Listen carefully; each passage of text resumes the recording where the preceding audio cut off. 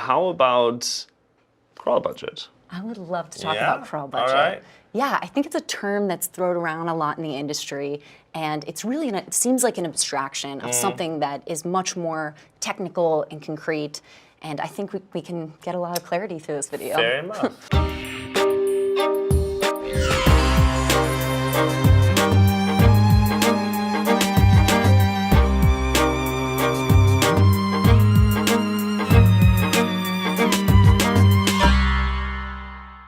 Hello and welcome to SEO Mythbusting. With me today is Alexis Sanders from Merkle, and Thanks you are a for having me. senior account manager. If I'm Yes. yeah, okay. So Yeah. you work with a lot of different companies and accounts, and have like different kinds of work. Yesterday we were discussing fermented food because that's a hobby of yours. Yeah, definitely. I went on a trip, came back, and my boyfriend had fermented like everything, under the Everything. So like lots of kimchi. Oh my god, we have so much kimchi. It's insane, like in a huge jar.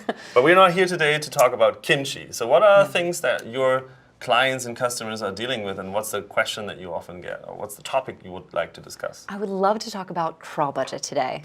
So to get started, Yes. before we even talk about anything, can we start with what is crawl budget? So kind of like recapping some of the stuff enough. that Gary Yes. covered in his Google Webmaster article. That's a very good point. Actually, the article is a fantastic starting point into this entire journey. So, when we are talking Google search and indexing and thus crawling, we have a bit of a what's it called, trade-off to make.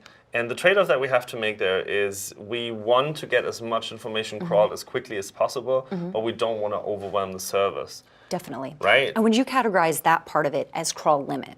Yeah, pretty much. Almost or like crawl an abstraction rates. under an abstraction. Yeah, it's like that's the crawl rate basically. How okay. much how much stress can we put on your server Okay, perfect. without crashing anything or like Yeah. suffering Definitely. from killing your server too much. Yeah. And that's one thing. The other thing is we just have to be reasonable with our resources, right? The web is really Definitely. large. Yep. So instead of just crawling everything all the time, we need to make some distinctions there, right? A news website Yes. probably changes quite often, Yes. and we probably need to like be catching up with them every now and then.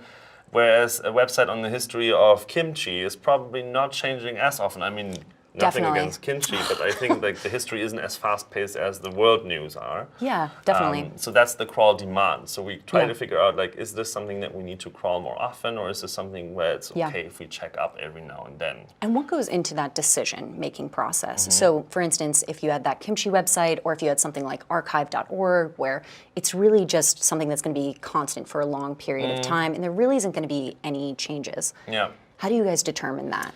So we basically fingerprint content as we crawl it, right? So we see like, what is this page about? We use that for deduplication later on, but we also look into like, when was this last change? So you can tell Definitely. us in things like structured data has a possibilities. You can have Yep. date elements somewhere in your Yep. page. We more or less keep track of when or how often or how frequently things are changing. And if we detect that the frequency of change is really low, then we don't have to crawl as much. That has Yeah, nothing to do with definitely. quality. You can have fantastic content that will rank really high or whatever, that never changes. It's more about, is this information that we need to revisit every now and then, or is this something that we can leave alone for a longer period of time? Now, do you guys use something like the eTag or the last modified network header, or is it more about taking that fingerprint of the content? So you can give us various like hints. As I said, structured data dates are one. eTag is an interesting one as well. The HTTP headers are useful for this. Last modified date and sitemap, right? Yeah.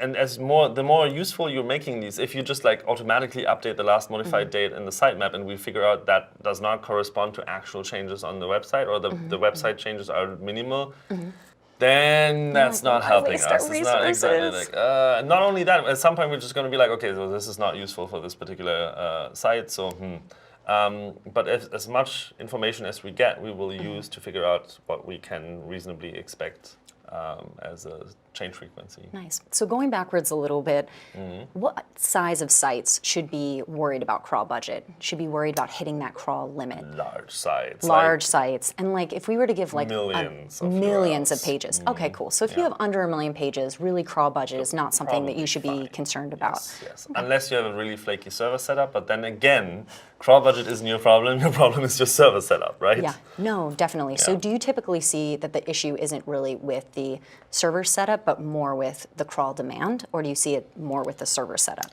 Depends on what you say the issue is. As in, Yeah. like, so normally crawl budget gets cited in many different times when it actually wasn't an issue to begin with. It was just like the quality of the content was bad, and that's why we didn't index it. So we crawled it. We figured out, oh, this is not worth keeping.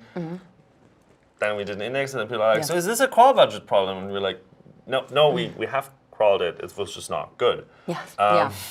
And is that what you would typically see in like the excluded section of the GSE report, exactly, something along those lines? Okay, yeah, cool. these things are really helpful.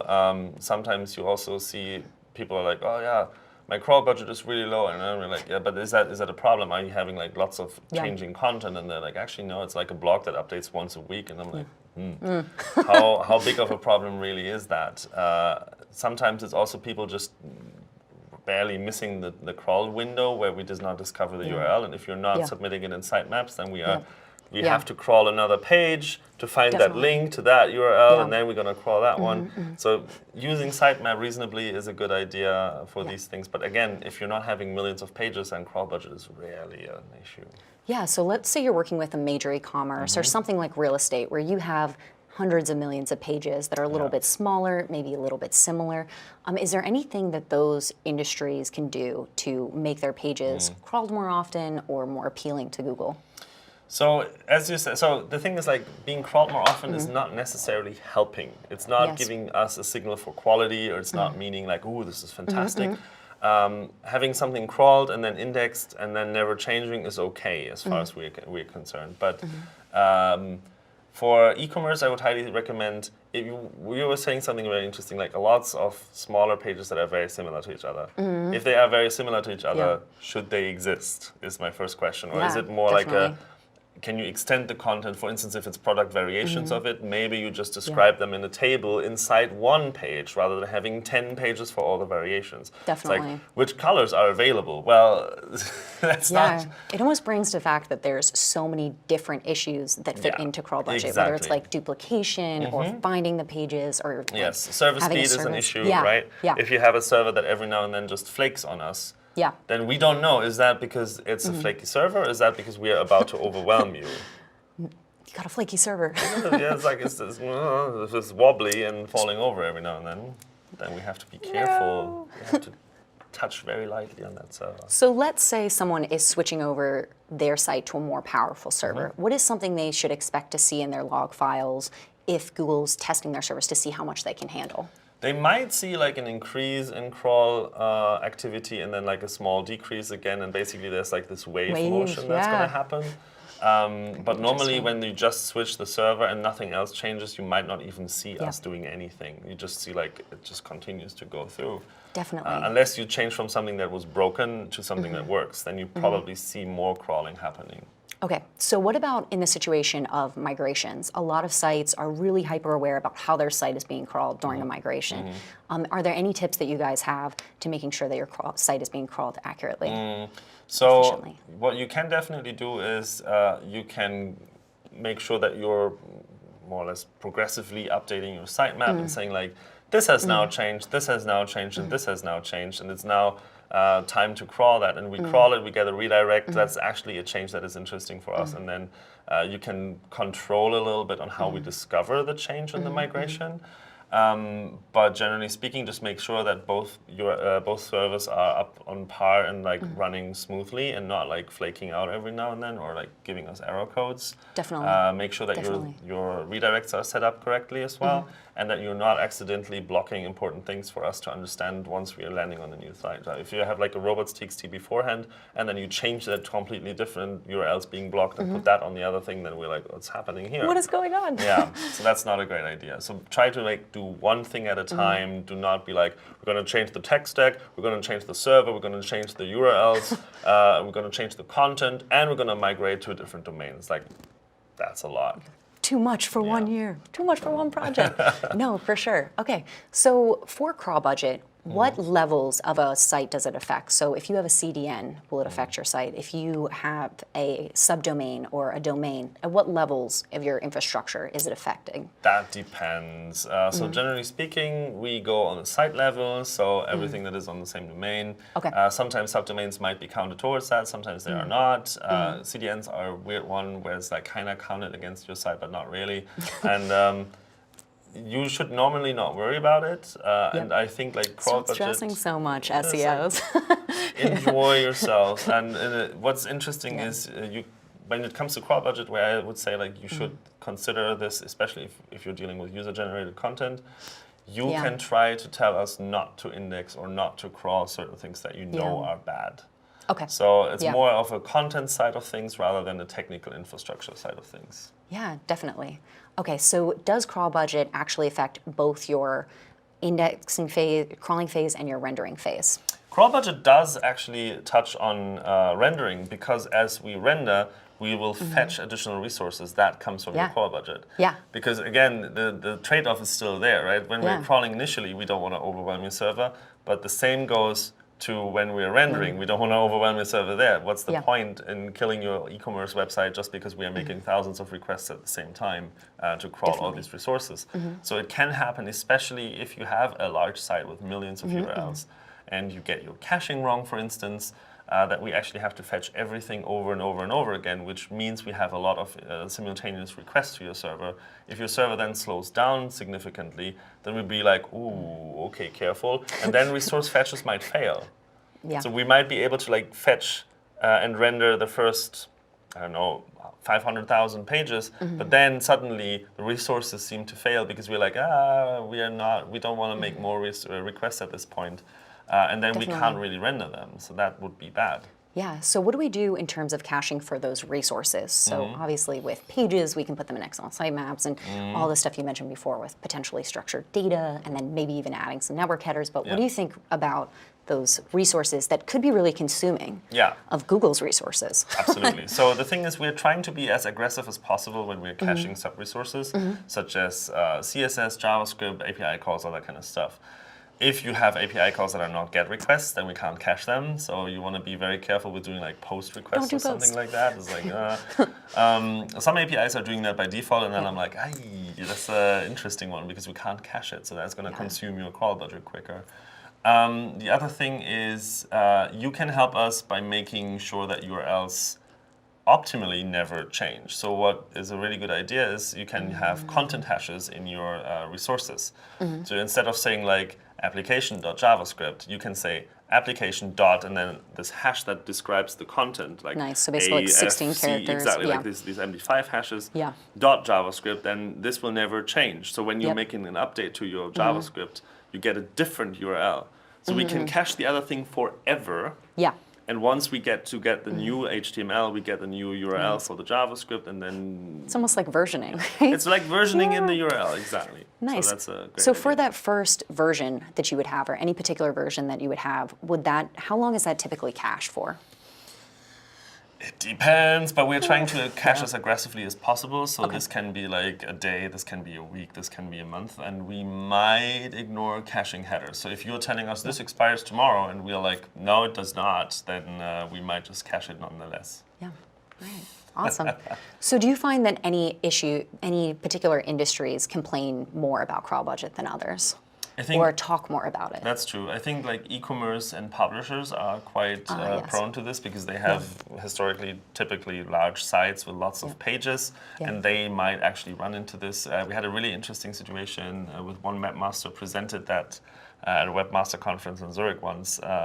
In Japan, it's a website that has lots of user-generated content, and they do machine learning to figure out if the quality of the content that was produced is considered good or not. Yeah. And if it's not good, then they put it in no index and Yes. they put it in robots.txt so that we're Yeah. not wasting crawl budget on it. And that way they steer.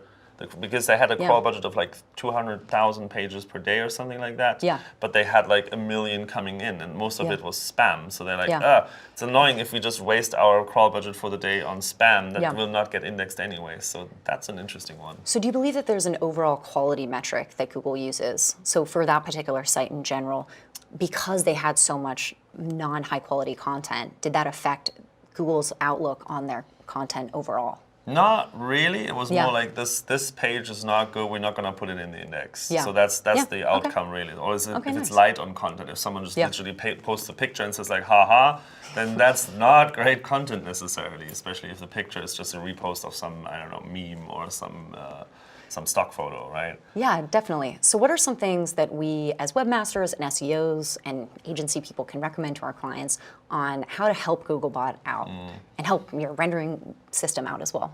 So if you know that there's URLs that you don't need to render the page, and that's a very big be careful here, because Yes. if you're like blocking the entire API because they're like, we don't need the API, and then the JavaScript does need the API to render the page, then that you We shouldn't don't get block. the full experience. Exactly. Do not Yeah. block that because then we might actually not see much content.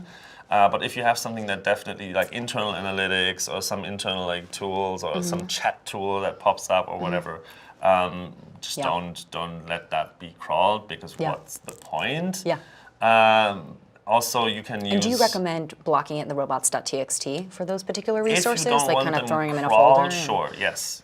Just be careful that you're not putting something in robots.txt that turns out to be useful and important later. Yeah. Yeah. You can also Big caution there. Yes, you can also, especially with client-side rendered apps, you oftentimes have like a bunch of API calls going to and from.